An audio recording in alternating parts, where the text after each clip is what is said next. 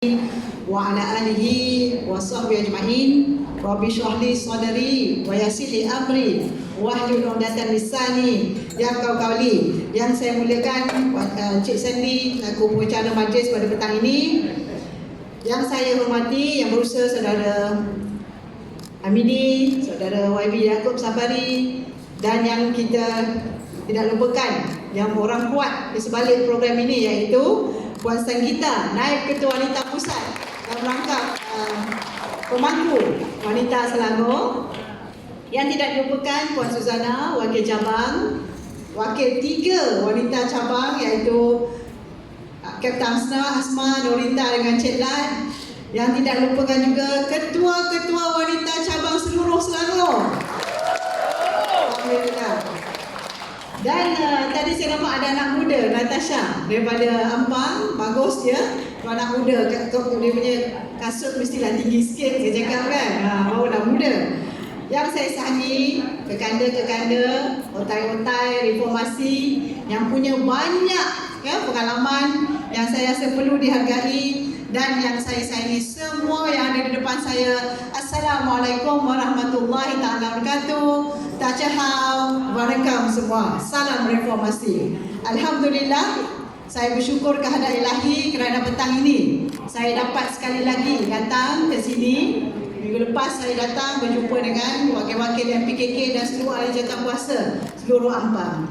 Hari ini saya datang dijemput oleh Ketua Wanita Pusat negeri, iaitu sekarang ini saya nampak tak ada pun kita ni daripada hari pertama pengkhianatan berlaku, tak ada pun kata kita ni lemah pun, terus kerja, betul tak?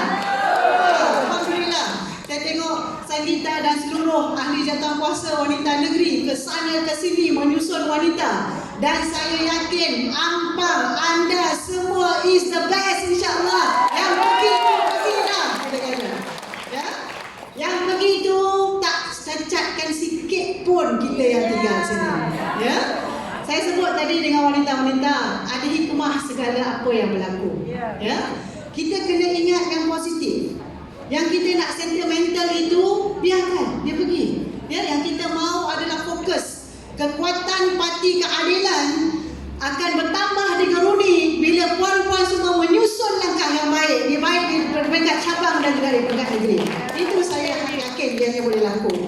Sebab itu semangat ini, bila Puan Sanggita kata kita kena turun ke cabang untuk memberikan semangat kepada wanita-wanita semua. Ialah pada saya semangat itu perlu, motivasi itu perlu. Tetapi sebenarnya tak ada orang boleh mengatakan kepada kita bahawa Parti Keadilan ini parti lapuk, tapi sebenarnya orang yang bercakap itulah sebenarnya dah lapuk sebenarnya.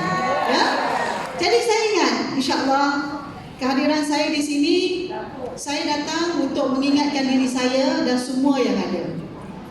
Masing-masing dalam kehidupan mustahil kita tak ada cita-cita. Kita masing-masing ada cita-cita, baik cita-cita peribadi, cita-cita anak-anak kita, cita-cita keluarga kita. Tetapi Parti Keadilan juga punya cita-cita. Cita-cita Parti Keadilan untuk melihat Malaysia ini memberi kehidupan yang baik kepada rakyatnya. Kita mahu lihat pemimpinnya yang tidak korup. Kita mahu lihat pemimpinnya yang hatinya dengan rakyat. Kita nak lihat pemimpinnya kuat kerja. Itu cita-cita keadilan. Dan kita mahu di dalam Parti Keadilan kita mahu lihat lebih ramai lagi pimpinan wanita yang dilahirkan. Betul atau tidak? Tetapi bila berlaku pertembungan, yang di sinilah selalunya kita kalah. Bila berlakunya pertembungan antara cita-cita peribadi dengan cita-cita parti, kita kadang-kadang lupa yang kita ini punya peranan untuk memastikan cita-cita parti itu dapat dilaksanakan. Jadi mereka yang pergi itu kadang-kadang tidak tahu nak menguruskan konflik dalam diri mereka. Saya sebut baik di mana pun, baru ni saya di Kota Raja dengan Nanong dan juga wanita di Kota Raja. Saya sebut, kalau nak kaya jangan datang Parti Keadilan. Kalau cita-cita anda ingin menjadi seorang yang kaya, punya jutawan, jangan datang keadilan. Kita tidak punya kewangan untuk menjadikan setiap daripada anda ini seorang jutawan. Kecuali kalau dapat jutawan BSN lah, itu lain cerita. Itu betul kan? Tetapi pada saya, yang kita nak adalah kalau ada ruang dan peluang, kita berikan kepada rakyat kita ataupun ahli parti kita untuk semua dapat peluang yang baik untuk dapat kehidupan yang lebih sempurna di negeri ini. Sebab itu Menteri Besar dan juga kami seluruh Exco Kerajaan Negeri cuba sebaik mungkin. Alhamdulillah, saya ingat daripada 2008, masa tu saya punya sparring partner Dr. Yaakob Sapari. Daripada 2008 kita bina Selangor ini. Akhirnya bila berlakunya pengkhianatan, kita masih ampuh Selangor kekal negeri Pakatan Harapan. Itu penting. Jadi cita-cita berbeza antara cita peribadi dan juga cita-cita parti. Begitu juga dengan niat. Ada orang masuk parti, niat dia sebab dia suka kepada seseorang. Ada orang masuk parti, niat dia sebab macam-macam. Saya pun tak tahu. Kalau ada kat dalam ni 100 orang lah niat yang berbeza. Betul tak? Kalau kita kumpulkan kelompok-kelompok yang punya niat-niat tertentu ini, pastinya niat peribadi juga berbeza dengan niat parti. Organisasi, bagaimana agenda reformasi itu adalah niat utama kita bagi melaksanakan kehidupan rakyat itu.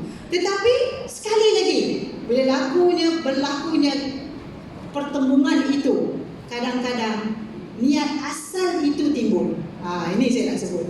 Maksudnya nawaitu kita, asal kita melangkah masuk Parti Keadilan ini, kalau niat itu kita tak pernah kongsi kepada orang, akhirnya bila diuji, tengoklah di mana kita, sama ada kita berjaya ataupun kecundang. Ini benda lumrah, tak boleh dilindungi. Saya yakin ramai di kalangan kita sekarang ini mungkin diuji. Ada kawan-kawan lama kita yang dulu tu, yang dah keluar tu, kita bukan tak sayang dengan dia. Kita sayang dia, kita kenal dia. Ada di antara yang banyak juga membantu kita. Tetapi saya sebut tadi, bila pertembungan antara niat dan juga cita-cita, kita kena lebih dahulukan kepada masalah umum itu ataupun kepentingan umum itu lebih baik. InsyaAllah, kalau kita memberikan niat itu dengan betul, pastinya Tuhan akan melindungi kita.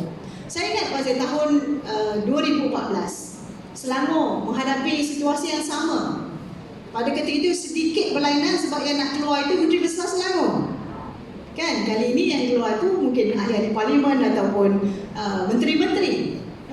Tetapi pada ketika itu yang nak keluar itu adalah Menteri Besar Selangor. Ataupun kita pecat dia. Lebih exactnya kita pecat dia, Tan Sri Khalid Ibrahim. Betul tak? Di masa itu juga berlakunya pertembungan. Nak ikut siapa sebenarnya? Nak ke mana sebenarnya?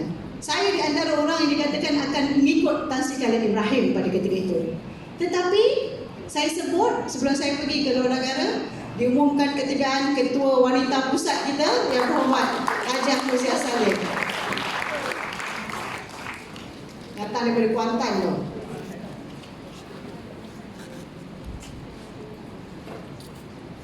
Kak Ji datang, tak payahlah saya tarik lama sangat. Sedekah. Dan juga suami beliau. Jadi pada ketika itu kita dapati pertembungan berlaku. Jadi di situ berlakunya antara cita-cita peribadi dengan cita-cita seterusnya.